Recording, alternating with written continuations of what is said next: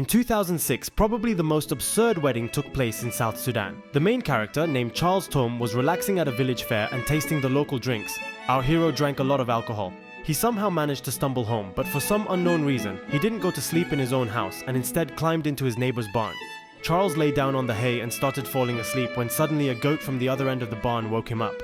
Under the influence of alcohol, or maybe something else, Charles climbed into the pen with the goat and, how should I say, did something he really shouldn't have done. You get the idea. In the morning, he was woken up by the neighbor who had already figured out what had happened. Shouting, he kicked Charles out of the barn and then told the whole village about it. And since this was a very religious village, to avoid bringing a curse upon themselves or something like that, they decided that Charles would have to marry the goat. Sounds absurd, but Charles bought the goat from the neighbor, paid a bride price for her, and gave her the name Rose. The day of the wedding came and everyone laughed at Charles.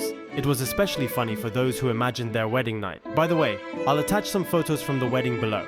The ceremony happened, people were happy, and although Charles was humiliated, overall it wasn't a big deal. You could say he just bought a goat.